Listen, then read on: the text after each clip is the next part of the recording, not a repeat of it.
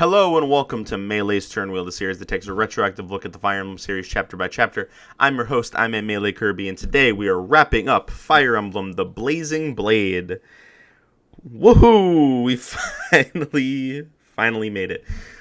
Okay, I'm excited to do this, for a couple of reasons. First of all, obviously we've been doing this game for over a year now, about 14 months. I think I'm recording this February 1st. I believe the first episode went out sometime in December of 2023. So it's been quite a while that we've been on FE7. It's a longer game in the series, so I don't I can understand that. I'm hoping FE8 will be a little bit faster to get through just because it's so much shorter.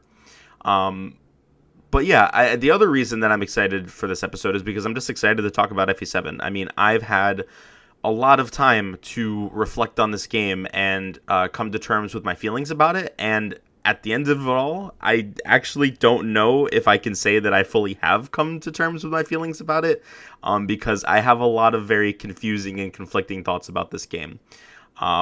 So I guess let's just get right into it. Actually, first of all, I should answer the question of the episode last time. I don't believe I got any responses. Let me double check my email. Hey, so I jumped the gun here a little bit. At the time of recording this episode, no one had answered the question. However, since recording this episode, and I'm in the middle of editing it right now, I did get two responses. One via email and one on Blue Sky, which you can follow me at I'm a Melee Kirby on Blue Sky. And I'll go ahead and read them. Via email from Archaic Accord. Hi Kirby, I have just finished your Adios Athos question. In response to your question, my favorite character from FE7 is Pent. When I first played as a kid, seeing this one-man army melt through these bandits struck a real good first impression, and then you finally get your hands on him and he still delivers. I like his aesthetic, his deep interest in magic, and the relationships he has with Louise and Fiora, though I will not defend the Pent-Urk support. Yeah, completely fair. I mean, Pent's one of those characters that's just like so much fun to use, and I agree that his stint as a green unit in the desert does a tremendous job at making you feel like, oh man, I can't wait to play as this guy or get him as a playable character. I hope I do. And then when you inevitably do, it feels fucking fantastic. So yeah, I would fully agree with the sentiment. And then from Drano on Blue Sky, Ellawood, because I like his hair. Honorable mention, Vida, same reason. There are definitely worse reasons to like a character than their hair. I think that's a pretty based answer, to be quite honest. So thank you for those of you who answered the question. As a reminder, at I'm a Melee Kirby on both Twitter and Blue Sky, if you want to answer the question of this episode, or you can email turnwheelpodcast@gmail.com. I mean, I've made it very clear on a number of occasions that my favorite character in this game is Sarah. I love her. I think she's so funny. I love her supports. I love her personality. I love her interactions with the other characters, both in the main story and in the supports. So I'm a huge Sarah fan. And she is one of my favorite characters in the entire series. Probably like top 5 or top 10 Fire Emblem characters for me. I really, really like Sarah. But yeah, there's a lot of great characters in this game to choose from. I guess that's a good place as any to start, because that's actually one of the aspects of this game that I'm the most positive about, is its characters. I would say that, and I don't think it's particularly close either. I think that Fire Emblem 7 has the best cast out of the GBA games. I mean, I know some people really like FE8's cast, and maybe I'll change my mind when I go through the FE8 cast. But I also like a lot of the important characters in that game. I like Erica, I like Ephraim, I like Leon in particular is one of my favorite Fire Emblem villains. Spoilers, I guess, for FE8. And then there's like a couple other ones. Joshua is pretty cool. La Rochelle is pretty cool. There's some good characters in there. But on average, like the average like random FE8 character, like Vanessa or Ross, I kind of like Ross too, but not really for writing or story reasons. I just think he's a fun unit to use. Who's another one? Molder the Boulder is very funny, like for the memes, but I don't care that much about him as a character. I don't care very much for like Marissa. Oh God. So And I might change my mind as I read through some of those supports again. But as of right now, I don't think that FE8's cast even really holds a candle to FE7's. And FE6 had some great characters as well. I'm a big fan of Ray. I'm a big fan of Hugh. Those are like my two favorites from that game. And there's a few others that I'm a fan of from that game as well. But overall, like beat for beat, the FE7 cast is like really, really, really good. Like, I mean, obviously I already talked about Sarah. I think all three of the Pegasus Knight sisters are pretty fun in this game. I enjoy all of them quite a bit. I think all of the lords are very enjoyable. Even Lynn, despite the fact that she gets sidelined so hard by the main story, I think that she's still a fun character. I like Kent and Saiyan are all really good both really good characters. Sorry, I'm just looking at the list right now. Canas is amazing. Lucius is one of my favorites. Legalt, Renault, Hawkeye is pretty cool. Geitz, Wallace. Oh my god, so many good characters in this game. Nino. I even came away liking characters more than I remember, like Jafar. Not Corel. Corel kind of fucking sucks. But Jafar is a character that I remember not caring very much about. But then I actually sat down and read his supports, and I'm like, I can get behind this guy. I can get what they're going for here. Oswin, another great one. So many cool characters, and yeah, it has its fair share of bad ones as well. I think Dorcas is a contender for the most boring character in the entire series, at least out of the games that have support conversations and have like opportunities for characters like Dorcas to get exposure past just their main story inclusion. Because I think it would be a little bit unfair to say that Dorcas is more boring than like, I don't know, some random fucking guys in Thracia that don't have any support conversations, or like Boarding Cord. I guess Boarding Cord technically do have supports in FE12, but you know what I mean, for the most part. So overall, I think this is like such a good cast. I mean, definitely the best out of the GBA games. One of the better casts in the series in general. Probably like in terms of the less important characters, it might be my favorite cast in the series that like so far that we've looked at in this podcast. Because FE5 has an amazing cast, but for the most part, I'm mostly referring to the characters with major story influence, like Leaf, August, Finn, and then there's a few others in Thracia that are good as well, but like the average, mostly because of the lack of support conversations, I feel like most of the minor characters just get lost in the shuffle and don't really get the chance to be interesting. So maybe it's not a very high bar to set. And even if it doesn't get beaten by FE8, I can guarantee you that it will be beaten by FE9. But it's still like a relatively major upside to this game that I really wanted to make sure I talked about, because I've been extremely negative towards this game. I mean, that's no secret, right? I almost every episode I have something to complain about, especially in the back half of the game, because I think there are just so many bad maps. The map design in this game, I guess to segue, the map design in this game is not very good on average, I will say. There are some maps that I really, really like. Pirate Ship ended up being my favorite in the game. That I don't think I mentioned. I don't think I did the map gauntlet last time. But nothing in the last few chapters of FE7 beat Pirate Ship. I think is it called Pirate Ship? The one where you're on the pirate ship, right after 17X. That's such a good map. I also really, really like Dragon's Gate, the one where you fight Darin. I think Endgame is a pretty good map. Let's see. I think the Castle Kalen map, 17, I think in Hector mode is quite good. It's mostly the mid game. I think there's some really good maps in the middle there. And then the early game maps aren't bad for the most part. I think some of them actually, like I like 13X, which is the Merlinus Fog of War defend map.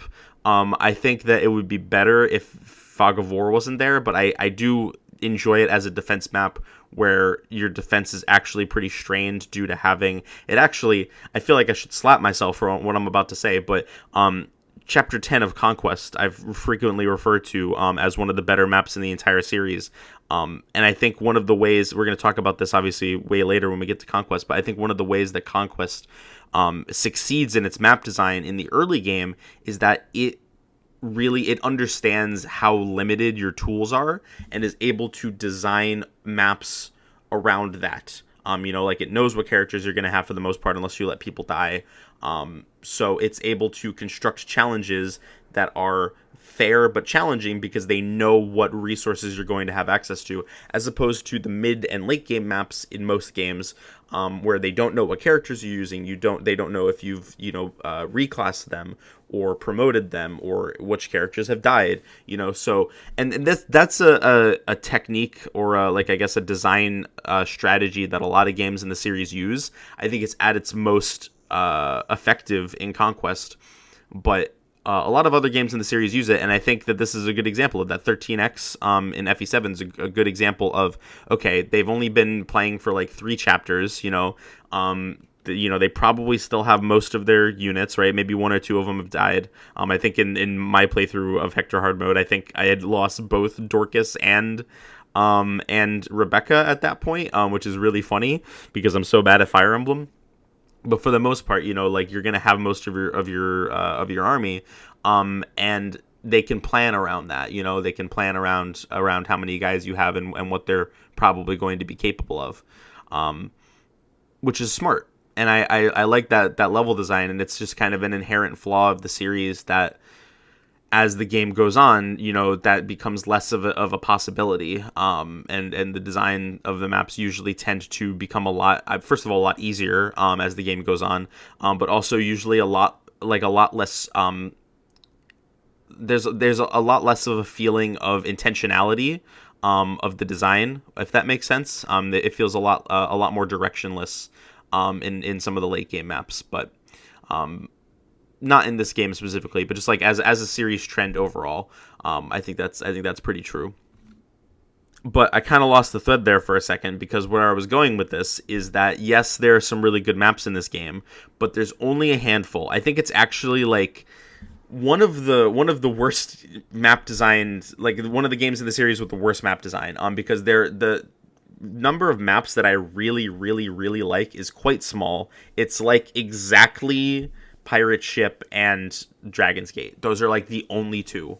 And I don't like most of the late game maps, just straight up. I think like Cog of Destiny is so bad. Battle Before Dawn is so bad.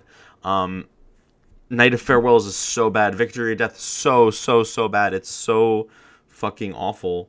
There's so many fucking awful maps in this game, and they all fall usually under the same issues, right? Where there's just so many enemies. It's like they're overwhelming number of enemies, and they throw some bullshit situations at you, right? Like the Valkyries in Victory or Death, the sheer number of enemies in Valkyries in Cog of Destiny, the sheer number of bodies they throw at you in Victory or Death. Night of Farewells has the Fog of War, and then the Jafar bullshit, where you could just simply lose the map if you get bad RNG. Night of Farewells has some stupid bullshit gimmick with the water. So I don't know why I said it's all the same issue. It's not really, but like there's usually some major design flaw that just holds these maps back from potentially being decent. Like I think if Battle Before Dawn didn't have Fog of War, or preferably but I think alleviating either of these problems would go a long way to making the map better. Or if you controlled Jafar from the beginning of the map, I think it would be a fine map. I think it would actually, if you got rid of both of them, I actually think it could have been a really good map, to be quite honest. But unfortunately, that's not how it goes. So, yeah, I mean, some of the worst map design in the series. I think probably the worst map design that we've seen so far. I didn't love Theresia's maps either.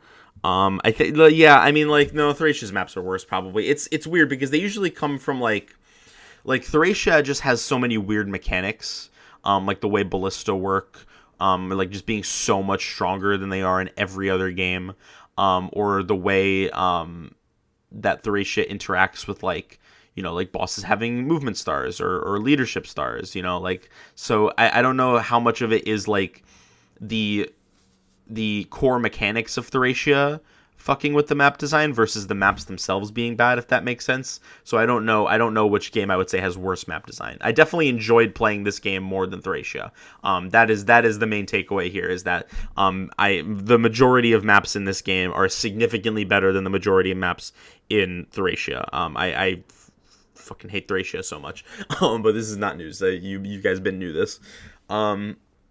I mean, yeah, I think that's basically all I have to say about the map design. I like the gameplay mechanics. I like the small but noticeable evolutions on the formula from FE6. Things like, as limited as it is, I like that thieves can promote now. I like the inclusion of different victory objectives, even if most of them, like most of the defend maps in particular, fell a little bit flat. That's another thing I didn't mention with the map design, is that the usually there's so many defend maps and most of them are so boring because they're like usually so easy.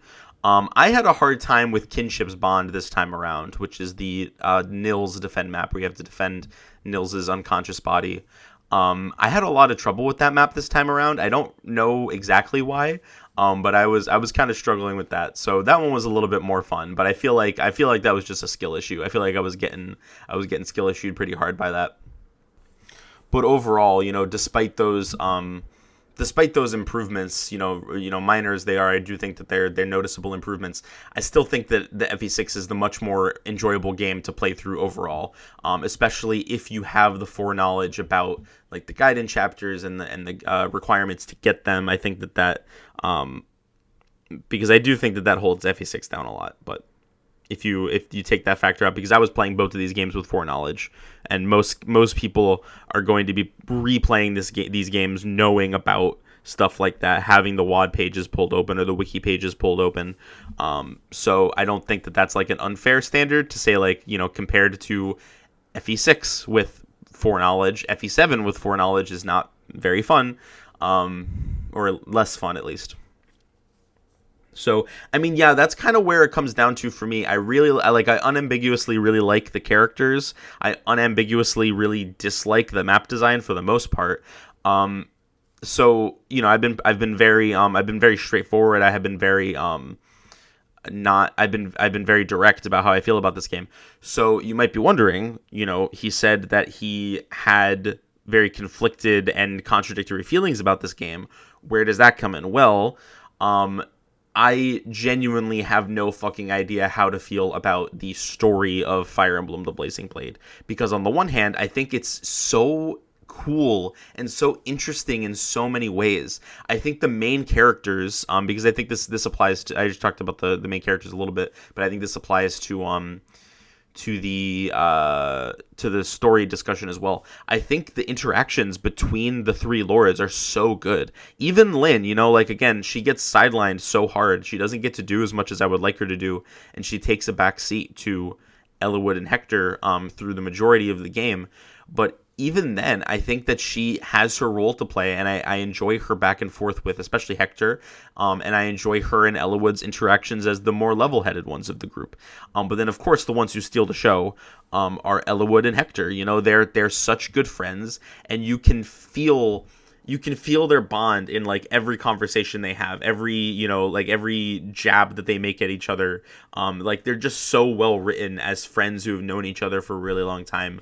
And that type of writing is really good.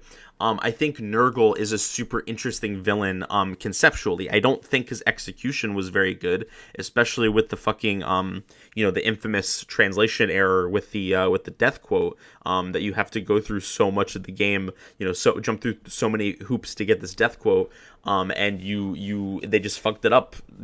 How could they possibly do that? It feels like such a fucking fucking joke, but conceptually, I think this idea of a character who wants power for noble reasons, it's not like groundbreaking. Lots of stories have done this before, but a character who wants power for justifiable reasons, like being separated from his family and really wanting to see his family again. Like how much more relatable can you get than that? how much more relatable to an audience can you get than he just wants to see his family again, you know? And yet they don't execute it on it well enough, because I think there's not enough exploration of Nurgle as a character. So much of it is left behind, behind optional chapters, behind like entire second playthroughs of the game. So much of Nurgle's story is locked behind playing Hector mode, which requires you to beat Eowyn mode once, at least, right? And then even if you do get all these chapters, then like it's mostly left up to like implication, right? It's left to maybe not interpretation. Like they're pretty explicit about it. Like the audience knows like what's going on, but there's never a moment where Nurgle gets to be human for a little bit. You know what I mean? Like it's all done through backstory, and hints and whispers of what his backstory is. There's never a humanizing moment for Nurgle in the story, right? There's no moment where he's able to communicate, and I think, the death quote is part of this issue, where he gains lucidity one last time right at the end, and that's completely lost because of the translation error.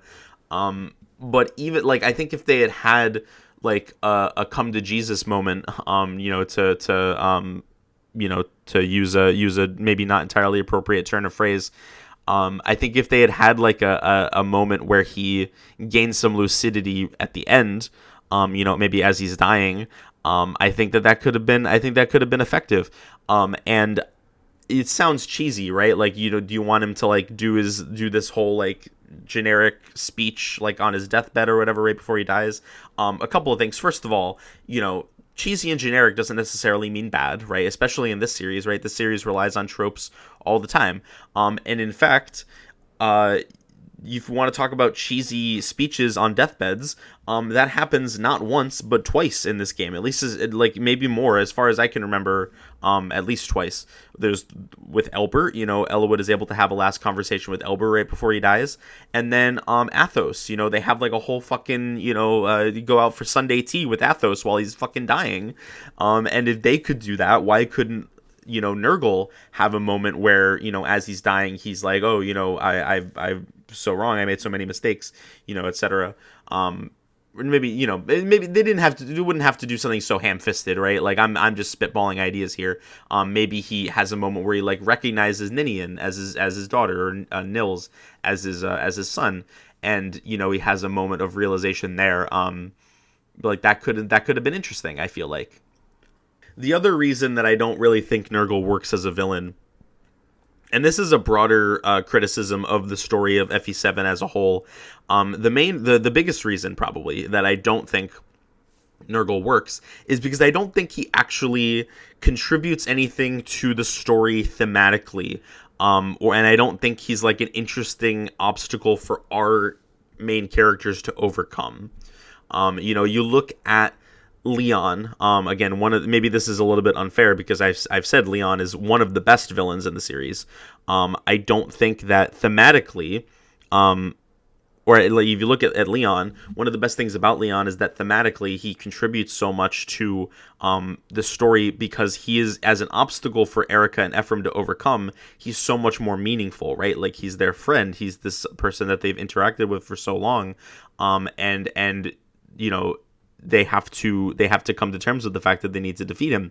And not every villain in the series does this, even in the games with good stories, right? Like Ashnerd. I think you could argue that Ashnerd has a lot to do with FE9's themes, even if it's not like directly related to Ike. Like even if Ike and Ashnerd don't have like that direct connection that makes their conflict interesting. I think thematically, you can make a lot of comments about how Ashnerd came from power and how he views power as sort of a commodity, and how that relates to Ike, who, despite... hold on, I shouldn't... I have some thoughts that I could fully form here, but I want to save it for FE9, because I would have to like really stop and think about like what I'm trying to say here about what FE9 says about power, and I think that conversation would be better suited for the actual FE9 episodes. So Um, I'll leave it there for now. But I guess let's go backwards then. Let's look at FE4, right? You know, how interesting Arvis is as a villain thematically, because of what he contributes to the story. You know, as like, if FE4 is a story about how good and evil are always at odds with each other, but then also about how there's like, you know, how how morality isn't always as black and white as you know, people make it out to be, right? Like, Sigurd does a lot of noble things, but it ends up costing him and a lot of other people so much. And, you know, Arvis does some very horrible things, but he also, you know, contributes to a lot of positive happening in the world. You know, as you know, after he takes over, there's like a very long reign of peace and prosperity. There's so many things you can say that FE4 is about, right? Like, FE4 is about morality. It's about legacy is another big one, right? Like, that's one of the conflicts in FE4 is about how Seliph is you know, how can Seliph live up to the legacy of his parents. And then you can look at FE5, right, and see, you know, like FE5, the conflict that Leaf goes through over the course of that game of you know, his feelings of self doubt, of inadequacy, and of having to step up into the role of his father, while also coming to terms with what his father did wrong in his life, you know, all the wrongs he committed against Thracia, and how, you know, characters like, I guess Trevant isn't as big of a villain in that game as I would have liked him to be, but, you know, that's the conflict that Leaf has to go through, and generally just learning how to be a competent and effective leader, right? Like, one of the biggest conflicts in FE5, one of the most memorable moments of that entire game is Leaf trying to step up into the role of the leader of his country, doing what he feels is right for his people, you know, going to save Ulster because the people in Ulster are suffering so much. You know, he feels like he's making the right decision there. He's making the decision that's most beneficial to the people of Leinster, the people of the Manster country. I don't remember the name of the country, but, and you can see how all the plot beats in FE4 and FE5 contribute, or most of the plot beats at least contribute to that theme and that conflict that the main character experiences. FE6, if we look at it as Roy learning how to be a leader as well, you know, stepping into this leadership role, but that he also needs to be caring enough to understand that he shouldn't kill Idun, right? Like that the dragons, like, bridging the gap between humans and dragons is something that Roy accomplished when, you know, the entire world during the Scouring, except for exactly Hartmut. I think it was Hartmut, right? I think that was the fucking guy from Burn, the guy who had the binding blade. I think that you could very, very easily argue that that's what Roy's story is about. So I've been rambling for a little bit here. I'm gonna try to cut down a substantial amount of that because I've been trying to just like fish out of my brain like my memories of FE4 and FE5 and FE6 without having, like, I didn't really sit down and like write down or focus my thoughts before going through all those games, which maybe I should have done. But I'm gonna try to make that a little bit easier to listen back to. But generally, my point is that 4, 5, and 6 all have these amazing, you know, your mileage may vary on how amazing they are. Maybe you don't care about the story of FE6 very much. Maybe you think that the main idea of Roy needing to spare Idun and like the mercy and compassion that he shows to Idun comes in too late. That's a pretty reasonable criticism. But I still think it accomplishes more than what FE7 does, because what is FE7 about? You know, like, I understand maybe it's reductive to boil a whole game down to its bare, like, to like a couple of sentences, you know. There's a couple of plot points in FE7 that I really like. You know, I really like the story between Nino and Jafar. I really like, as I said, Elowood and Hector's interactions. I like the conflict between Hector and Oswin, but Uther also is what I meant to say. I like Elowood I mean, that's yeah. Elwood, I like Elwood a lot. His personality is great. I like his supports, which we're gonna go through. I might actually release the support episode before releasing this one. I'm not 100% sure yet, but I haven't recorded it yet at the time that I'm recording this. So either we are going to, or we already have gone through Elwood's supports and talk about why I like him so much. But in terms of main story, right, like Elwood doesn't have a whole lot going on. He wants to find his dad, and then when he finds his dad, he dies, and then it feels like he doesn't really have a whole lot of agency after that because he's got to save the world. That's what he's got to do. It doesn't feel like he's coming to terms or accepting anything about himself or about his role in the world that hasn't already been, that he doesn't already know or that he doesn't already feel. I think Hector gets closer to this with his conflict about being about like his own feelings about like himself and about feeling incompetent or like he's not good enough to step into his brother's shoes. And that's something that comes up like in the background a couple of times, but that's not really for the most part what Hector's story is about. You could argue that the scenes that Hector mode adds mostly contribute to that idea, but like how does that relate to the story of FE7? And if you want to argue that his story is that, then they probably like that's not really how it feels in Elwood mode. And if you say the tacked on scenes in Hector mode make that his story without really like tying it into the main story of FE7 that we see from Elwood mode, then I don't know that I really feel that that's good enough, I guess. I don't know. Maybe the FE7 fans out there are going to crucify me. Maybe I'm missing some really deep, intricate ideas that are woven into the narrative of FE7 masterfully, but I don't. At the end of the day, it feels like such a paint-by-numbers story with some great characters in there to make the experience enjoyable. I enjoy the writing of this game tremendously because I think the character interactions are great.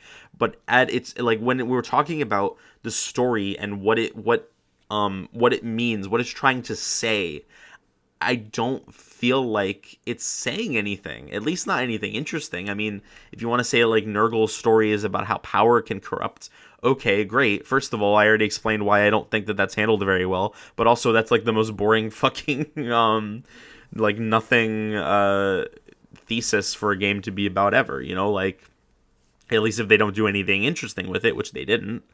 So I don't know. I don't think that this story has a very strong. I don't think this game has a very strong narrative, and the reason that I was so unsure about my feelings about this game, and its story, is because, as I said, I think parts of the writing are great, and they really hold up under scrutiny, and they contribute to this feeling like as you go from moment to moment in the story, you feel like things are going well, you feel like you're enjoying yourself. Because you are, like the story is well written in some regards, like the actual moment to moment dialogue, the character interactions, all that stuff, like I was saying. But when you get to the end and you look back and you say, what is different about the story or about these characters or this world from the beginning of the game to the end, especially Elwood and especially Lynn, even Lynn mode probably has a better narrative structure than the main modes of FE7, at least Elwood mode, because at least you could argue Lynn mode is about her coming to terms with her identity, which is something that carries over into her supports in the main story. It's not something that gets explored in the main story itself, unfortunately, because Lynn gets no respect in this game.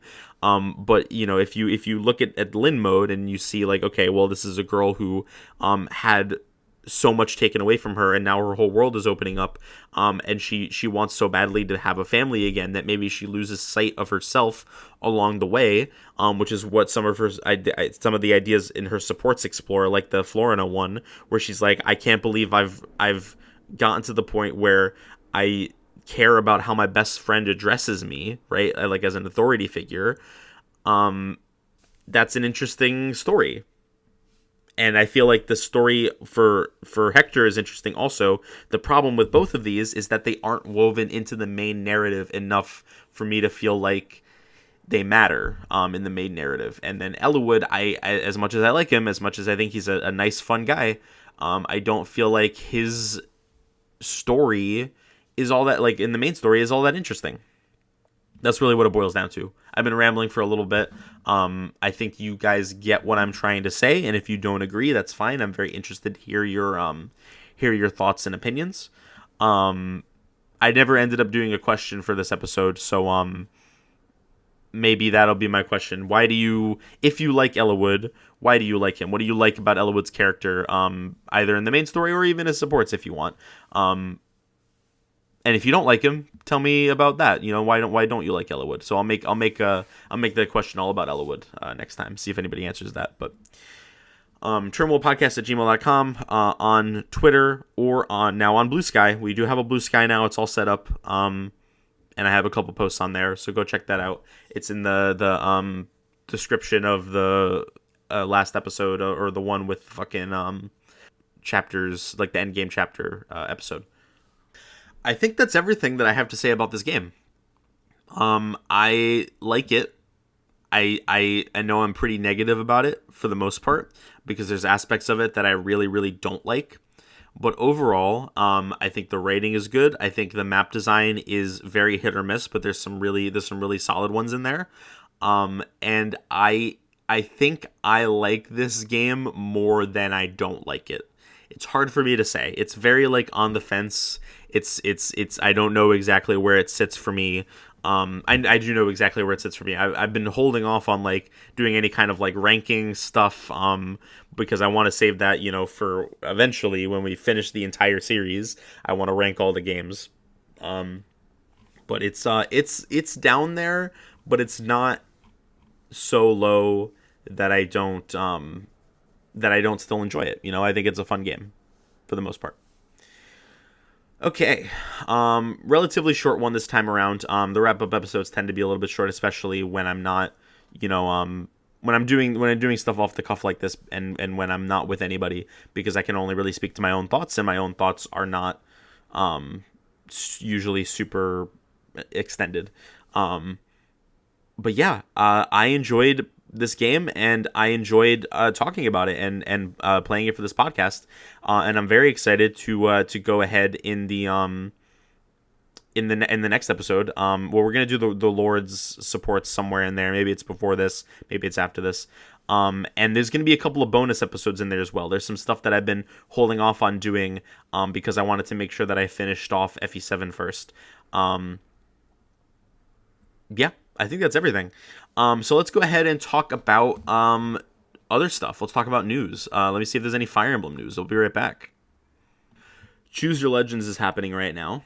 It's wrapped up. I think. Yeah, I'm pretty sure it's over. They were just released the results for like top 5 from each game or something like that. I don't know. I don't. I even as someone who didn't play Heroes, I was kind of interested in Choose Your Legends, because I thought it was like a fun little thing. Now at this point, so many characters have been picked for it by now that it's just kind of like whatever. I don't have much of an opinion about it. There's an Edelgard figure that got announced like right before Christmas. More of the Engage manga. And then I see the Three Houses umbrellas, which I do remember talking about because that's just really funny. I want a fucking Golden Deer umbrella really badly. Actually, yeah, Claude umbrella. That's so fucking funny to me. I don't know why. Okay, now, it's been so long since I put out a goddamn episode, and I have been a very productive boy in the past month or so. And I've played a lot of games. I've watched a lot of shows, a lot of anime. I've been getting back into, although I stopped a little bit. I need to keep going. I've been getting back into House MD, which is a show that I mentioned. I think I mentioned it like during Thracia or something like that. It was a while ago that I was getting into it. Now I've made it further. It's such a good show. It's so bad. It's like I think it's well written. I think it's interesting, but it is like wildly misogynistic and transphobic and racist, and it's like really, really fucking bad. So I am in no way saying that it is for everybody.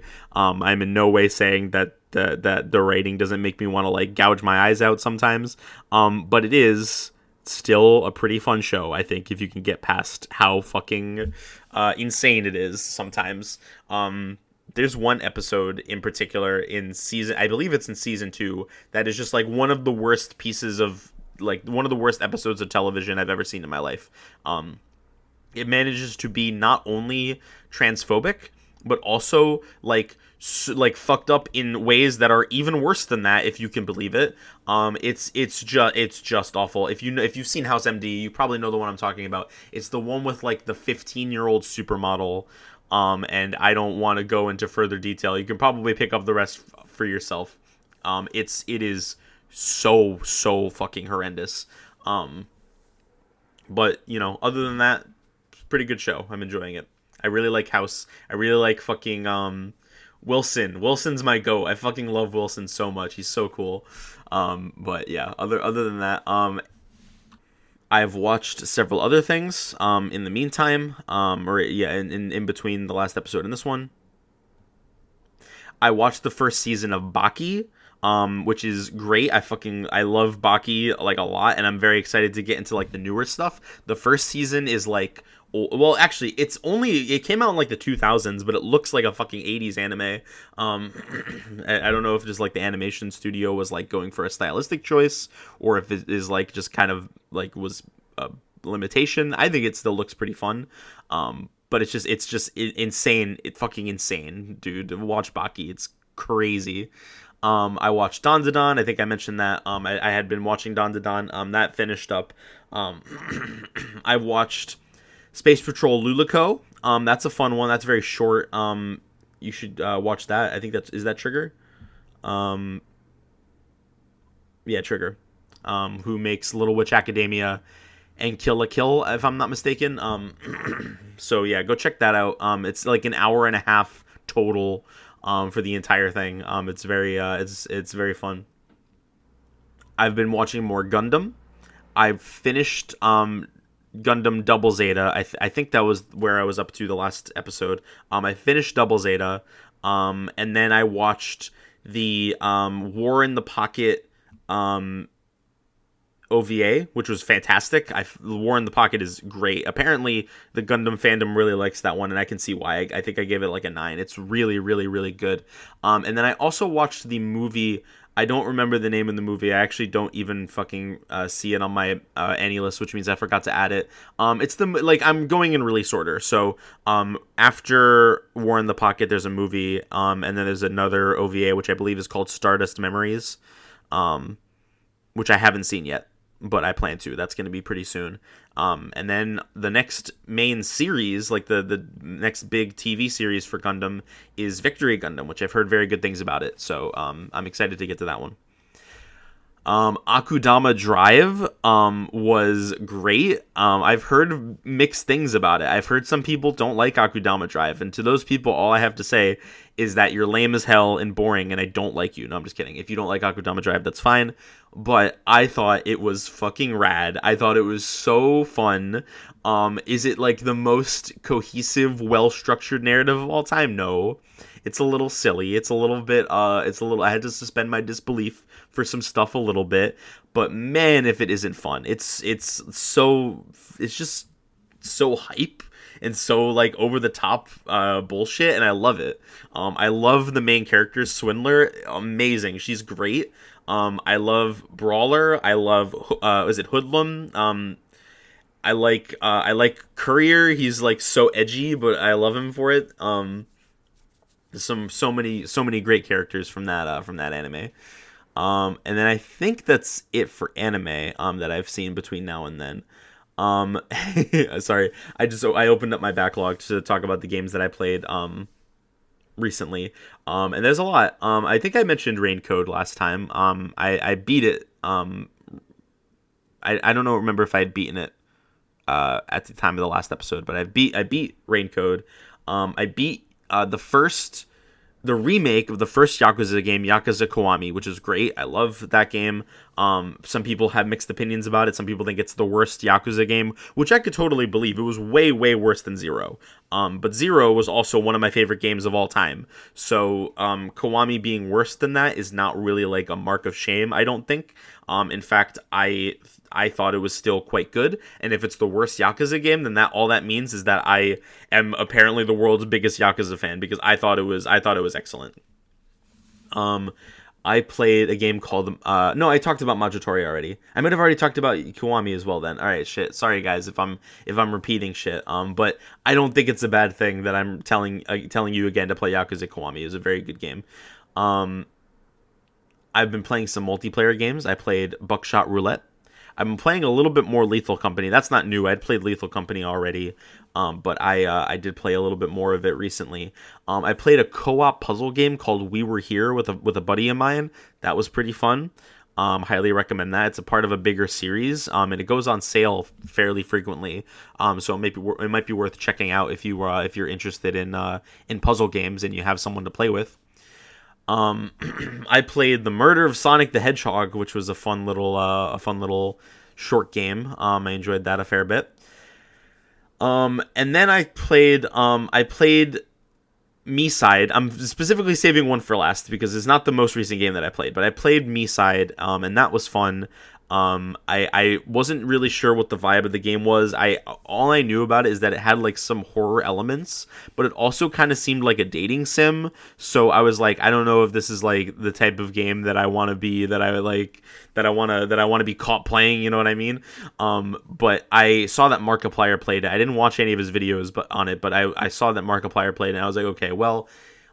If he's playing it, then it's probably not like that bad, even though he has played Honey Pop before, so it's not like he's above playing like degenerate games.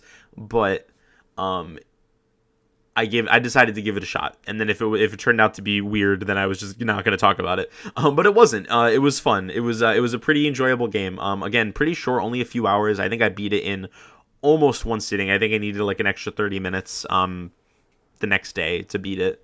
But it's pretty fun. Okay, so the main one that I want to talk about, and I won't spend too long on this because this is not a podcast for this game, but I did just want to briefly talk about it because I'm not going to have a lot of time to mention. I'm not going to have a good excuse to bring it up until the end of the year if I decide to do another do another games I played in 2025 thing. Which, by the way, I do have something in mind for that for 2024. I just wanted to make sure that I finished FE7 first. Before I did that, so that's gonna be coming through the pipe, preferably in the next couple of weeks. Anyway, enough beating around the bush. I played Valkyria Chronicles, and Valkyria Chronicles is such a mixed bag for me. I'm very sorry to any Valkyria Chronicles fans in chat, because I'm gonna have to go in on this game for a second because I don't know that I've played a game with a worse story in like the past 3 years. Like I thought the story and characters of this game were awful, so bad. I felt like the characters were just insufferable. They were making decisions that didn't make any goddamn sense. I thought the story was basically nonsensical. Like it didn't feel like anything. Like it felt like there was no sense of scale to the conflict. It's actually, I've talked about Trails a lot. I'm sorry. I can't help myself. I've talked about Trails a fair bit on this podcast. And my favorite arc, I guess, of the Trails series is the Crossbell arc. Trails from Zero and Trails to Azure are both amazing games.